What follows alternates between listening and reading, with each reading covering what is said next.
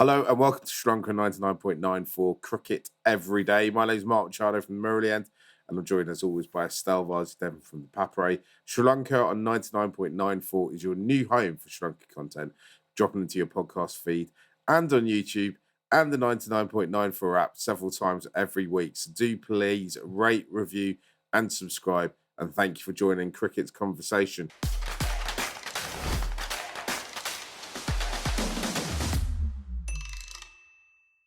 Estelle, we're recording this podcast. It's Sunday morning for me in London. It's Sunday afternoon for you in Colombo. But me and you are both absolutely buzzing for the third edition of the Lanka Premier League. I think we've got to start by explaining that even though every other previous edition of the Sri Lanka Premier League has been played in December, it's not actually meant to be played in December, is it? No, the official window is in August. So hopefully next year will be the first year where we finally get that tournament going in the correct window. But this time they tried. And of course, because of the economic issues in Sri Lanka, they had to shift the tournament to December. Yeah, it would be quite interesting to watch it in August because I think it would mean like a different lot of overseas players are actually available to them, right? Because generally in the if you're around the equator, if you're in the middle of the world of the planet, or if you're in the south of the planet, then there's not generally a huge amount of cricket being played at that time. So they might be able to attract better players. Where at the moment it's only playing it in December. I think it's only really um, in England and Europe where they're not playing cricket. So I think that's part of the reason why they think that window might be a better window to play the game because it's and they're not competing with things like the Big Bash to get overseas Yeah. players over, right? Not to forget that in January, the ILT20 and the South African League will also kick off. So I think if you are playing, if you're an international player who's playing regularly around the year, it's going to be tough to draw players in December because that's probably the time they'll want to have a bit of downtime, spend with their families or whatever. So it's December is going to be tough if Sri Lanka can't kind of get out of that time period, particularly for those reasons as well. Yeah, but we've got it going. It looks like it's going to carry on. And actually, I'm a big advocate of the LPL. I think it's quite entertaining. I think it's brilliant that Sri Lankan, what is effectively Sri Lankan domestic cricket with a little bit of international stardust, is being beamed into homes all over the world. And I think it's one of those things that every year it will get stronger and stronger. However, my one issue, my one concern is that again we're in a situation where team names have changed, and I'm led to believe that is largely because ownership has changed as well. Even though we were told, I definitely have heard in a press conference that team names were not going to change. Well, they've changed half of the name. Maybe that's the justification. Candy Falcons and Aura Dambulla. So half is 50-50. Yeah. But I think the thing that's if what they really need for this tournament is consistency, right? Paul, if you're a Dambula fan, you've seen your team name change every tournament. You go from Vikings to Giants and now to Aura. I was trying to figure out online I spent a lot of time yesterday who actually owns them. It's really I can't find out. If you know who does own them, please leave a comment or get in touch with me on Twitter and tell me. I'd love to know. Um, because I think they, to a degree, there needs to be some sort of transparency about where this is all coming from, right? I'm sure the ownership groups don't want it to feel as they don't want any bad feeling. I just think it's interesting to find out who these people are, where their money's coming in, what their interest in cricket is. Just from a transparency perspective. Anyway, Estelle, shall we talk about what you're looking forward to in this tournament and what excites you about the Lanka Premier League? Yeah, I'm hoping this time we will see a more competitive competition. Jaffna has been kind of dominant throughout the last two seasons. And although I do support them, I think it'd be good for the league itself to see a little bit more competitiveness, particularly from sides like the Candy franchise. Of course, they've got Vanindu Hasaranga this year around. He's moved from Jaffna to Candy. So he'll be captaining that team. Looks like a pretty decent lineup. The thing is, just looking at the squads, it's very difficult to kind of put down a playing 11, or, kind of tell you who is the kind of leading side. And I think that's mainly also because we don't know, until players actually land in Sri Lanka, we don't know how many of those overseas players are coming. So that's something I'm looking forward to seeing. Guys like Jimmy Neesham, if they come, it's going to be massive for Sri Lanka, because they are players who have played around the world. They're not retired players. They're not past their prime. They're still, representing their countries. So excited to see some of those players coming in. Uh, I think there are a couple of Dutch players as well, couple of players from associate nations. Sikandar Raza is one guy who I'm really excited to see. He's had a tremendous year in international cricket. And it's good to see our franchises also picking up those players who may not come from the bigger nations, but who have been consistently doing well in the international arena. Yeah, let's talk about the Jaffna team for a moment, right? Because when the LPL was launched, I kind of thought, do you know what, I'm going to be what was then a Colombo Kings fan, now a Colombo Stars team. But actually, the minute the tournament got going, that Jaffna team just took, I think, not just mine, I think a lot of people's breath away, kind of thing.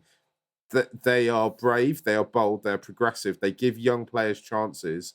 If you look at the Sri Lanka team now, the actual Sri Lanka T20 team, it is littered with stars who've come through from that side. And in all of that as well, the other thing you've got to remember is they've changed ownership after the first season. So, we're going into the third season, they've still got the same owners who are incidentally the people who own Leica Telecom, which is a huge company in the UK and India, and I assume they've got a presence in Sri Lanka as well. So they, even though they changed that ownership, we saw last year in the second edition of the tournament is that they still kept with all the principles that kept them an exciting team to watch.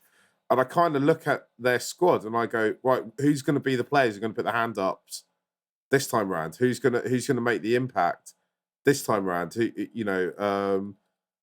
I like to give Tissera Pereira a lot of credit. I don't know if that's right or not, but they seem to have kind of they've figured out what works in the first two editions, and I assume they're gonna kind of stick about for the third edition, and that's what I think makes them such. They'll stick to those principles in the third edition, and I think that's what makes them an exciting team to watch. And I'm desperate to get a Walalage Jaffna shirt if I can somewhere, and wear that with pride.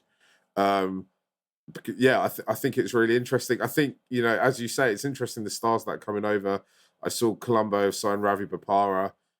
He's always an exciting player to watch, even though he might be in the twilight of his career. There's lots of exciting things going on. There's loads of exciting young players in Sri Lankan cricket as well that haven't got anywhere near the international side that this tournament should give an opportunity to break through, right? Yeah, and just on the ownership point you were making about how not much really changed in the Jaffna setup, despite the ownership changing. And when you compare that to a team like Dambula, where we did see a few questionable picks in last season's competition, where you had players from the Cayman Islands suddenly, making it into the playing 11, batting ahead of the likes of, Najibullah Zadran, who is such a good player. I covered most of the games in Colombo, and it was so, I don't know, disappointing to see that kind of.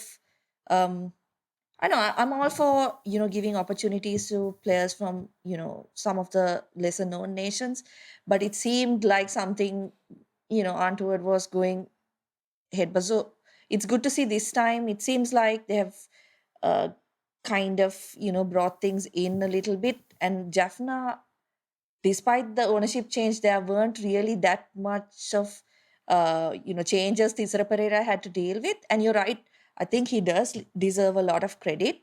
He doesn't represent Sri Lanka anymore. He's retired, of course, but he's managed to kind of, I think, overall maintain that kind of authority over the squad. A lot of the decisions that are made, he's obviously in consultation with the management.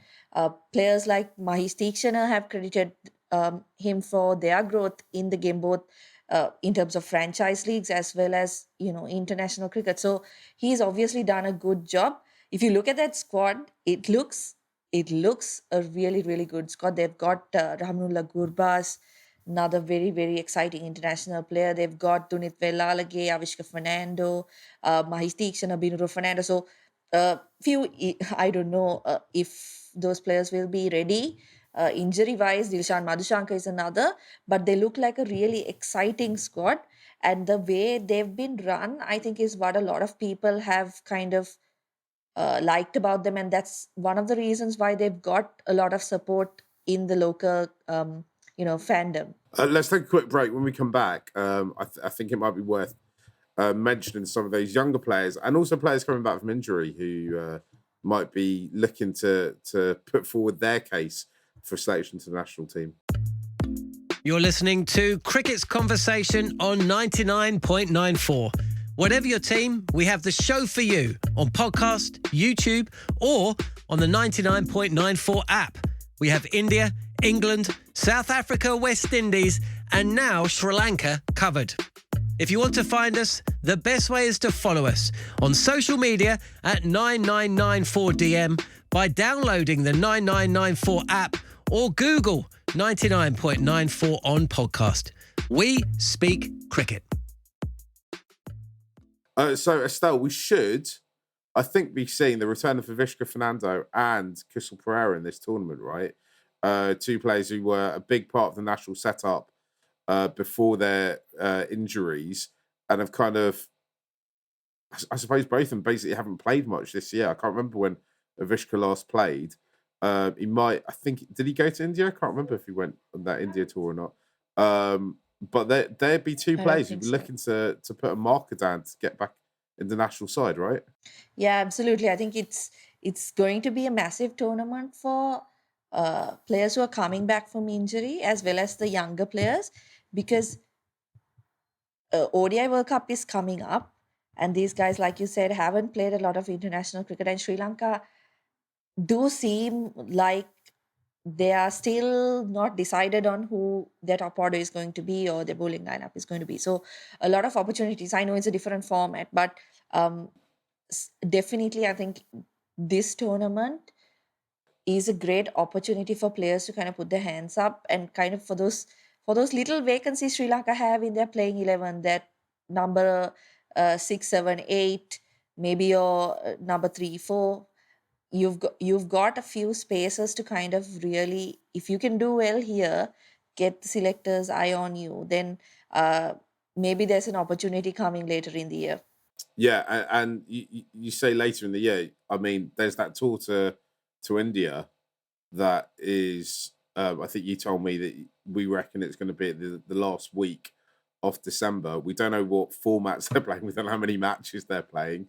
I assume it's going to be ODIs, right? Because I assume SLC will want to be playing as many ODI games. But of course, when you go to India, SLC have very little power over formats and when fixtures will be and how fixtures will be played.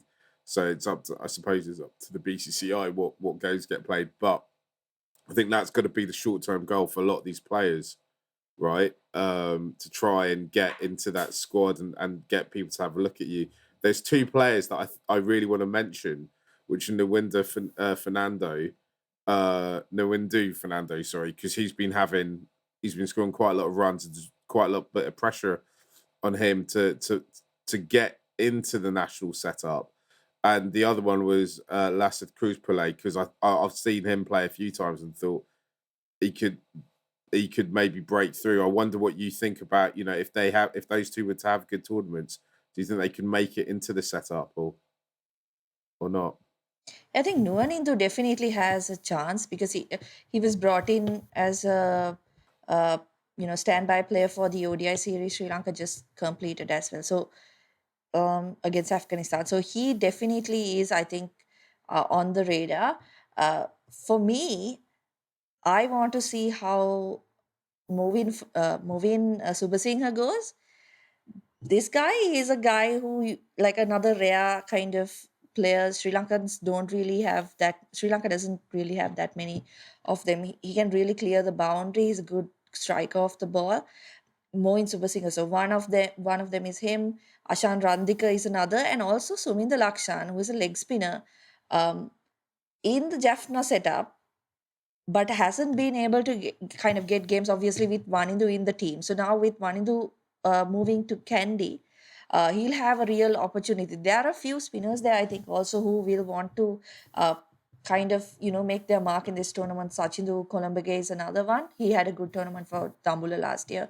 So few spinners, and definitely with the bat, it's Ashan Randika and Movin Subasinghe who I will be, watching closely. Exciting stuff. Shall we take another quick break?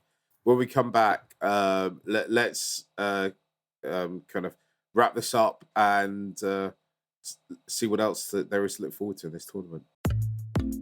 If you love the language of cricket and want more, then head over to the 99.94 app and you can hear all of our podcasts and cricket commentary. We're adding new shows all the time and covering cricket series from all over the world. Be the first to hear all of our announcements by following us on social media at 9994DM. Welcome to Cricket's Conversation. So Estelle, I'm gonna ask you for your predictions of. I don't want to know who you think's gonna win it because there's no point making that prediction at this stage because we don't know what the 11s will look like. We don't know, as you said, we don't know what foreign players will end up actually playing in the tournament. What I want is your prediction for highest run scorer and most and highest wicket taker as well. That's a tough one. I think runs, definitely someone like Kusal Mendis will be in the running because he's been in superb form right throughout. So if he can get going for Gaul, of course, runners up in both the previous editions, he could really make a big difference there. Kusal Mendis probably my pick for highest run scorer. Overseas players, I'm gonna back Sikandar Raza to continue to have a fantastic year. He could be the all rounder of this season. I don't know. He's got the kind of skills to make it as a key spin bowler as well in these conditions. So, in terms of all rounders, I think Sikandar Raza might be up there. Wicket takers is going to be tough. Obviously, Wanindu Hasaranga is going to be, in that top bracket. But I think even it's tough to pick, right? Someone like Noor Ahmed might be another one who has a good tournament for Gaul again.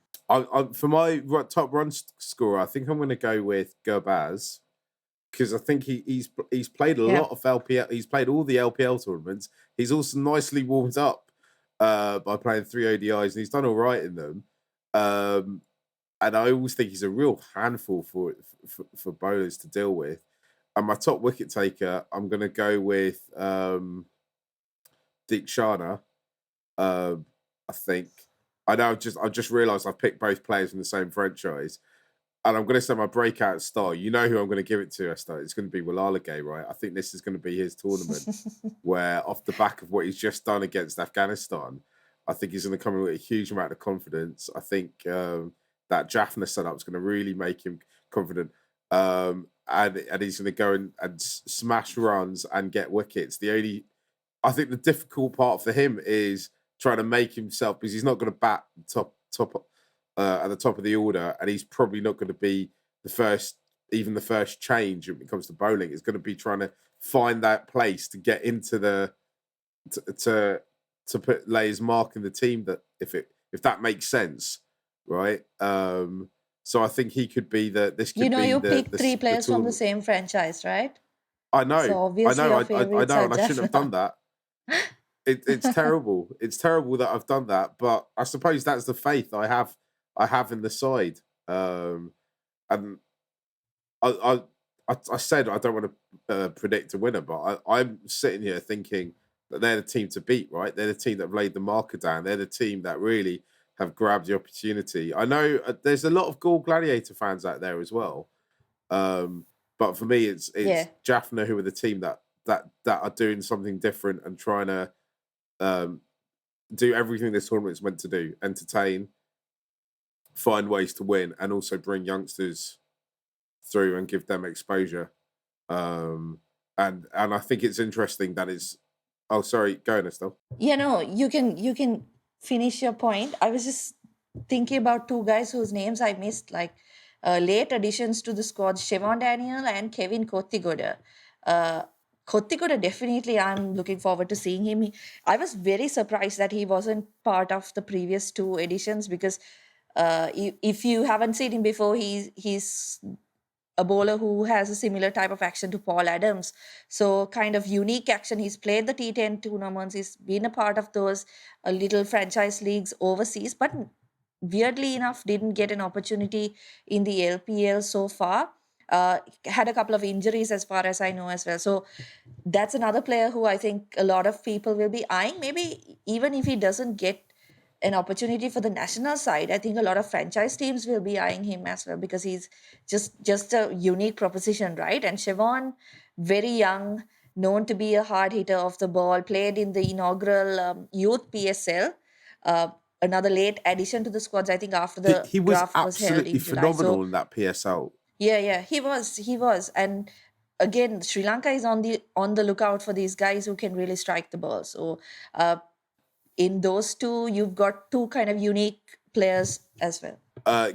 Let's talk about Kevin quickly. I'm glad you brought him up because if you haven't seen the video, you need to go check out the Papare's YouTube page because they've got. I think you'll know this, Estelle, because I imagine in the office there's a counter on the wall for him every time he gets a view of his bowling action. It goes up because there's about 10. He's effectively Sri Lanka's equivalent of Cristiano Ronaldo because I think there's about 100 million views on that video of him and his bowling action, right?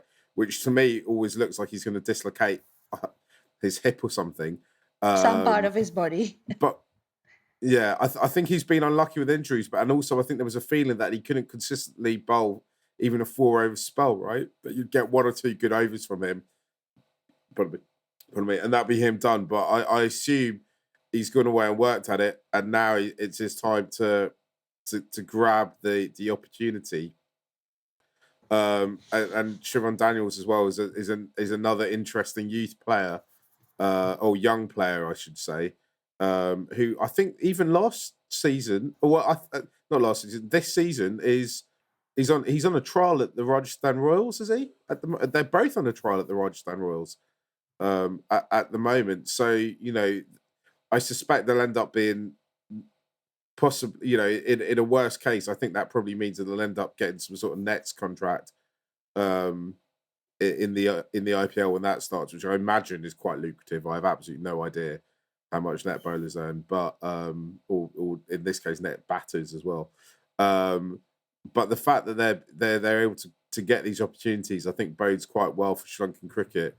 And also, shows that we do have strength there, and that if we can nurture it, and if we can get these, if we can get some of our younger players involved in leagues around the world, if you look at like Patharana and his trajectory to playing in the IPL, it was totally unorthodox compared to almost every other player ever in Sri Lanka involved in Sri Lankan cricket. But if we can find these pathways, then actually playing for Sri Lanka or coming up through the traditional routes isn't the only way. And that I think that bodes incredibly well for the strength of Sri Lankan cricket in years to come.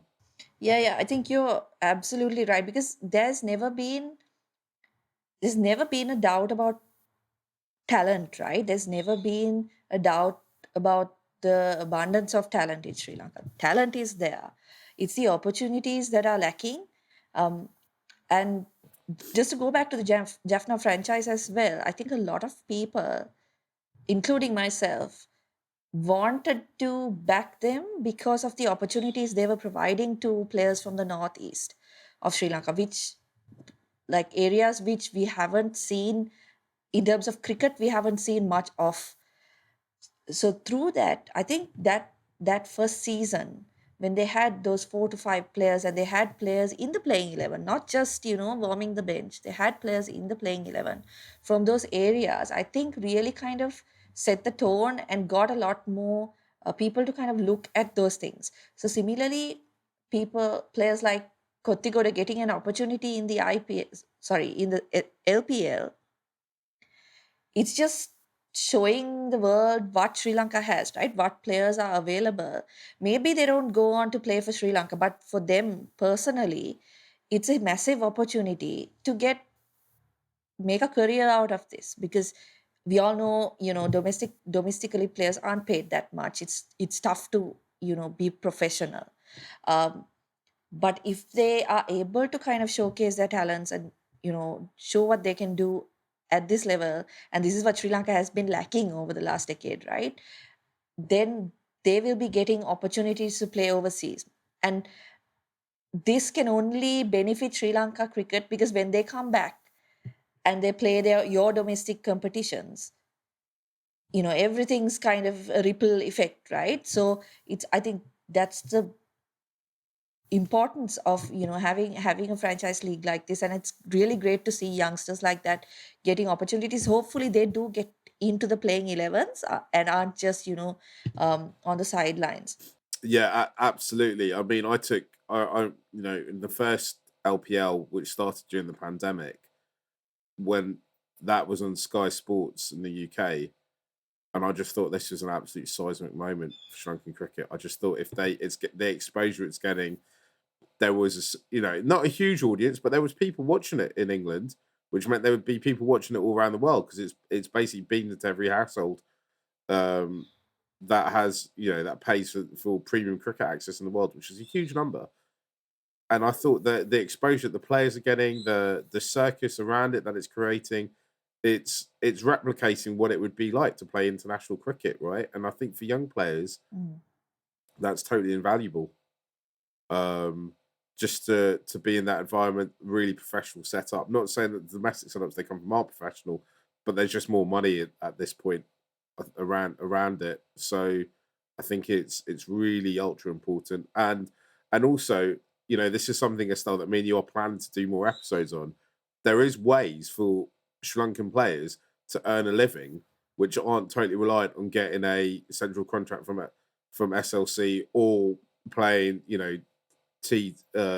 getting into the national side, because there are other opportunities, and we're only going to see more opportunities be created, right? If you look at that UAE league that's starting up, they're not going to have a huge amount of domestic players that fit into that league. There is opportunities for Sri Lankan players to get into that side, and that it's not reliant on selectors. It's not reliant on you know on making sure the board like you, or even what school you go to. You're just going to be picked on talent for those uh, tournaments alone, right? So that's why the Lanka Premier League is so important to not just cricket on the island, but it could potentially be a great source for economic revenue if Sri Lanka can really establish a pipeline of players going off to play in other places as well, right? Yeah, and that just goes back to the whole the point we were making just now about the opportunities and how it all comes back, right? It's a ripple effect. The Effect, better yeah, your players are, the better your domestic cricket is going to be, and then that's going to in turn produce better players. Because like I said, the talent has never been an issue, right, with Sri Lanka. The problem is many of these players are learning the finer parts of the game in international cricket, and that's why they've yeah, kind of fallen behind. But with these opportunities coming through, then they don't really need to do that. Because I mean, we spoke about Charith Asalanka the other day, how he looked when he made his debut, and how he's changed. So he is one player who's had to learn while in international cricket. He's learning the job while at the highest stage, which isn't easy, right? It's not easy. And when we talk about how bad he looked during his debut, he was facing guys bowling at 90 miles an hour. He was facing Mark Wood, he was facing Chris Jordan. It's not easy. So with these opportunities, and I hope the LPL continues in the coming years, because you never know when it's going to be like completely Yeah. shut out. Uh, but with these opportunities, it's only going to benefit players and in turn the domestic structure as well. Let's leave it there, Estelle. We'll obviously be back doing a lot more LPL content as we go through the tournament. Thank you for listening to Sri Lanka on 99.94, where we speak cricket every day. Please do rate, review, and subscribe. Wherever you enjoy your podcast, you can download the 99.94 app. You can follow us on Twitter. I'm at Mark Machado. Estelle is at Estelle_Vasude1, as in the number one. We love your comments. We love to hear what you're thinking. We love to hear what your thoughts are. If you've got any ideas for what shows we should do in the future, please let us know. Never miss out. Join our 24/7 conversation on social media and follow us at 9994DM. Cricket every day, your way.